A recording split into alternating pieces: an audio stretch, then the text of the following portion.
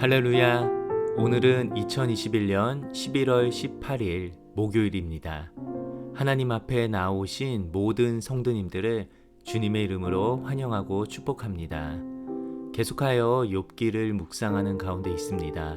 오늘 말씀을 통하여서 하나님께서 나에게 하시는 말씀을 깨닫고 실천하는 하루가 되시길 간절히 소원합니다. 우리 다 함께 조용한 기도로 나아가겠습니다.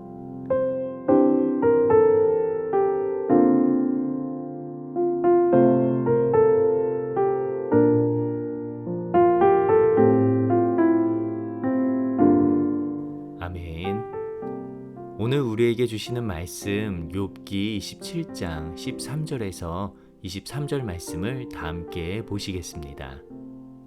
악인이 하나님께 얻을 분깃, 포악자가 전능자에게서 받을 산업은 이것이라. 그의 자손은 번성하여도 칼을 위함이요 그의 후손은 음식물로 배부르지 못할 것이며 그 남은 자들은 죽음의 병이 돌 때에 묻히리니 그들의 과부들이 울지 못할 것이며 그가 비록 은을 티끌같이 쌓고 의복을 진흙같이 준비할지라도 그가 준비한 것을 의인이 입을 것이요 그의 은은 죄 없는 자가 차지할 것이며 그가 지은 집은 조매 집 같고 파수꾼의 초막 같을 것이며 부자로 누우려니와 다시는 그렇지 못할 것이요 눈을 뜬즉 아무것도 없으리라. 두려움이 물같이 그에게 닥칠 것이요 폭풍이 밤에 그를 앗아갈 것이며 동풍이 그를 들어 올리리니 그는 사라질 것이며 그의 처소에서 그를 몰아내리라. 하나님은 그를 아끼지 아니하시고 던져버릴 것이니 그의 손에서 도망치려고 힘쓰리라. 사람들은 그를 바라보며 손뼉치고 그의 처소에서 그를 비웃으리라. 이 말씀은 살아계신 하나님의 말씀입니다. 아멘. 기독교가 가지고 있는 호칭에 대한 특징이 한 가지 있다면 그것은 바로 서로를 부를 때 형제, 자매라 부른다는 것입니다. 습관적으로 사용할 때는 별로 의식하지 않지만 곰곰이 생각해보면 정말 큰 의미가 있는 호칭입니다. 형제, 자매는 바로 한 가족이다 라는 뜻입니다. 한 하나님을 부모님으로 섬기고 교회 안에서 형제 자매로 살아가는 것이 바로 하나님 나라의 가족의 모습인 것입니다.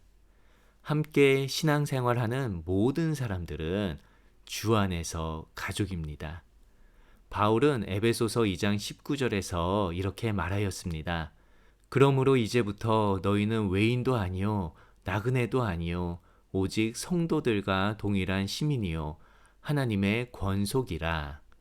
여기서 하나님의 권속이라는 말은 다른 말로 번역을 하면은 하나님의 가족이라는 뜻입니다. 만약에 가족이 서로를 미워하고 시기하고 정죄한다면 어떠한 생각이 드시나요? 아마 정상적인 가족은 아니다 라고 생각을 하실 겁니다. 이와 마찬가지로 하나님 나라의 가족도 그렇습니다. 서로가 사랑하고 용서하고 이해하고 품어줄 때 우리는 정상적인 하나님 나라의 가족으로서 살아가게 되는 것입니다. 욥기를 계속해서 읽고 묵상하며 한 가지 생각한 바가 있습니다. 그것은 만약에 욥과 욥의 친구들이 서로를 하나님 나라의 가족으로 여기며 신앙생활을 하였다면 과연 욥의 친구들이 욥에게 그렇게 정죄와 비난의 말들을 할 수 있었을까? 라는 생각입니다. 욥의 친구들은 나름 욥을 도와주고자 자신들의 생각을 이야기한 것이지만 극심한 고통 가운데 있는 욥에게는 전혀 위로가 되지 않았습니다. 그리고 욥은 그의 친구들을 바라볼 때 자신을 더 무너뜨리려고 하는 악한 존재로 그 친구들을 인식하게 됩니다. 그래서 오늘 본문에 보면 욥이 13절에서 이렇게 이야기를 합니다. 악인이 하나님께 얻을 분깃, 포악자가 전능자에게서 받을 산업은 이것이라 라고 말하며 악인과 포악자가 전능자 되신 하나님으로부터 받는 형벌을 이야기합니다.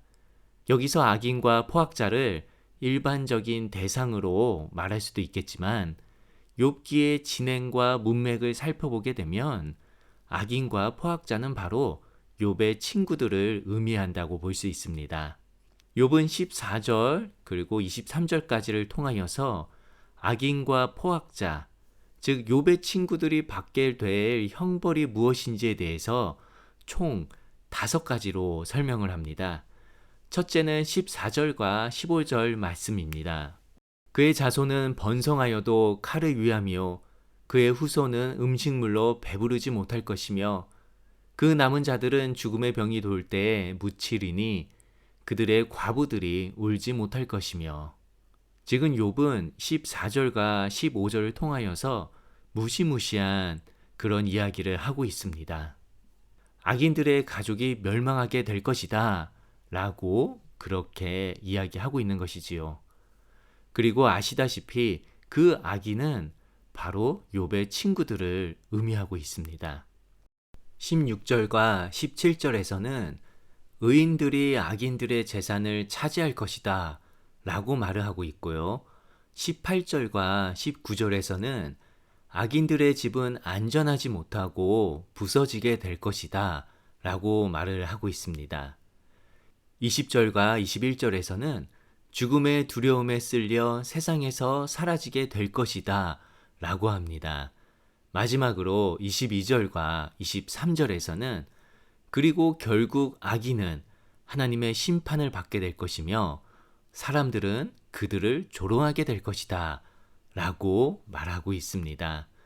이렇듯 5가지의 형벌이 욥의 친구들에게 있을 것이다 라는 것이 바로 오늘 본문의 욥의 메시지인 것입니다.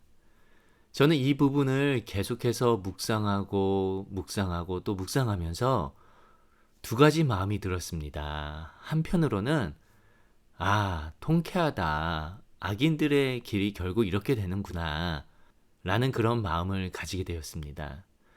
하나님의 뜻대로 살다 보면 사람 때문에 억울한 일도 있고 의도치 않은 어려움들이 생길 수도 있습니다. 그런데 악한 사람들을 보면 왠지 다 잘 되는 것 같습니다. 그러나 결국 악인의 길은 멸망과 사망의 길이구나 라는 것을 오늘 본문을 통해 보게 되었습니다. 그런데 다른 한편으로는 마음이 안타까웠습니다. 같은 하나님을 믿는 욥과 욥의 친구들이 어쩌다 한쪽은 죄인으로 보고 한쪽은 악인으로 보게 되었는지 안타까웠습니다. 물론 우리는 서로가 싸우면서도 서로에 대해 알아가고 맞춰갈 수 있습니다. 분명히 그러한 과정을 통하여서 얻는 관계의 유익들도 분명히 있습니다. 그러나 하나님 나라의 가족들은 서로가 서로를 대할 때 기본적인 신앙의 베이스를 가지고 대해야 할 것입니다. 그 신앙의 베이스는 바로 은혜입니다.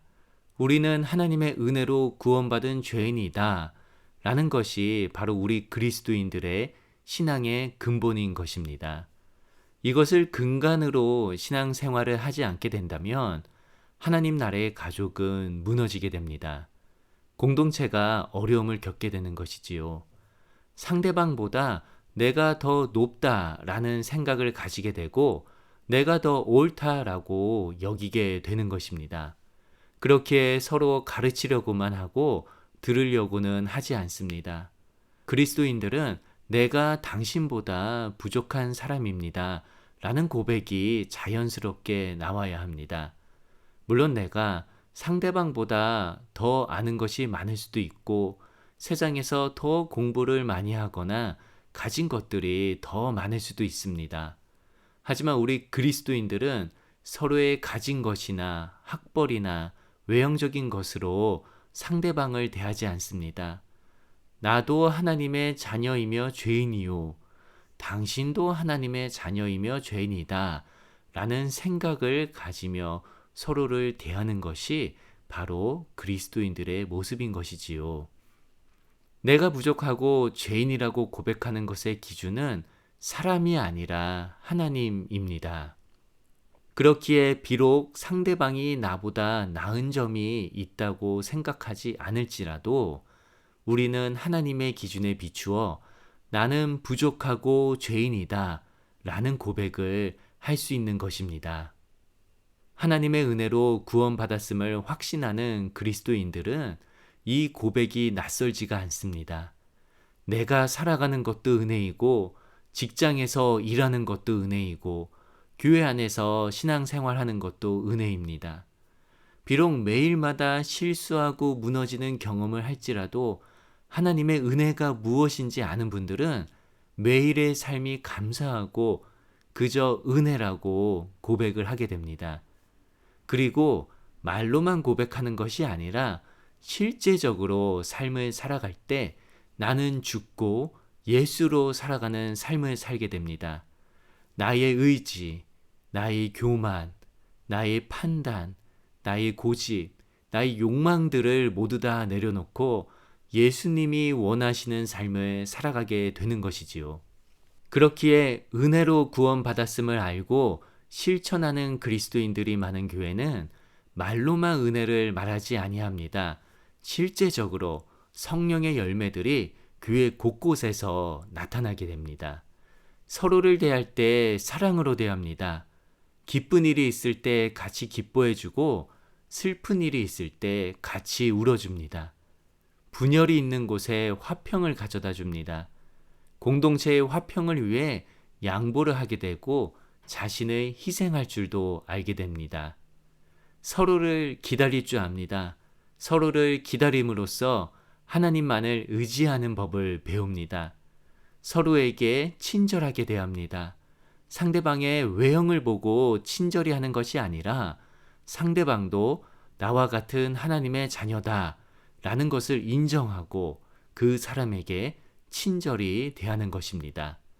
선한 일을 하게 됩니다. 하나님 나라의 가족은 불의한 일을 하지 아니하고 선한 일을 하기 위해 한 마음으로 모이게 됩니다. 그리고 주님께 충성하게 됩니다. 교회에서 하는 사역과 모든 봉사들을 사람을 위해 하는 것이 아니라 주님을 위해 충성하게 됩니다. 하나님을 향한 마음이 온유해집니다.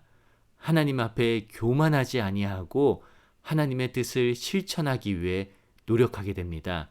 그리고 마지막으로 절제하는 마음이 있습니다. 공동체를 위한 것이 무엇인가를 알고 그것을 위해 나를 절제하고 주님보다 앞서지 않고 하나님의 뜻을 구하게 됩니다. 물론 이러한 하나님 나라의 가족 공동체를 이루어가는 것은 결코 쉬운 것은 아닙니다. 상대방이 변화하기를 원하기 전에 내가 먼저 변화되어야 하고 서로에 대해 많은 기다림들이 필요하게 될 것입니다. 그러나 우리의 마음 가운데 나는 은혜로 말미암아 구원받았다 라는 믿음의 고백이 확실하게 세워져 있다면 하나님 나라의 가족은 어렵지 않게 바로 이곳에 세워지게 될 것입니다. 서로를 사랑하고 서로를 이해하고 보듬어주고 용서해주는 일이 어려운 일이 아니라 당연한 일이 우리 공동체 안에서 이루어질 것이라 생각합니다. 그리고 말로만 형제님, 자매님이라고 말하는 것이 아니라 진짜로 서로가 가족으로 여기며 하나님의 나라를 세워나가게 될 것이라 믿습니다. 사랑하는 우리 성도님들 한번 스스로를 생각해 보았으면 합니다. 나는 우리 교회를 정말 하나님 나라의 가족으로 보고 있는가? 그리고 교회 성도들을 형제, 자매로 여기고 그들을 사랑으로서 대하고 있는가? 한번 생각해 보시기 바랍니다. 원하기는 우리 모두가 서로를 사랑하고 이해하고 용납하고 용서해 줄 수 있는 진정한 하나님 나라의 가족을 이곳에서 만들어 가시기를 주님의 이름으로 간절히 축원합니다.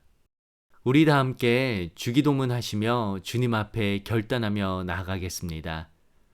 하늘에 계신 우리 아버지여, 이름이 거룩히 여김을 받으시오며 나라 임하옵시며 뜻이 하늘에서 이룬 것 같이 땅에서도 이루어지이다. 오늘날 우리에게 일용할 양식을 주옵시고 우리가 우리에게 죄 지은 자를 사하여 준 것 같이 우리의 죄를 사하여 주옵시고 우리를 시험에 들게 하지 마옵시고 다만 악에서 구하옵소서. 대개 나라와 권세와 영광이 아버지께 영원히 있사옵나이다. 아멘. 오늘 이렇게 기도하며 하루를 살아가기 원합니다. 한 가지 기도할 것은 신앙생활을 할 때 하나님 나라의 가족을 이곳에서 세우도록 기도하시기 바랍니다. 나 개인의 유익을 위해서만 신앙생활 하지 않게 하시고 형제 자매들과 함께 공동체를 세워나가며 사랑하고 이해하고 용납하고 용서해 줄 수 있는 우리가 되게 인도해 달라고 주님께 기도하며 나아가시기 바랍니다.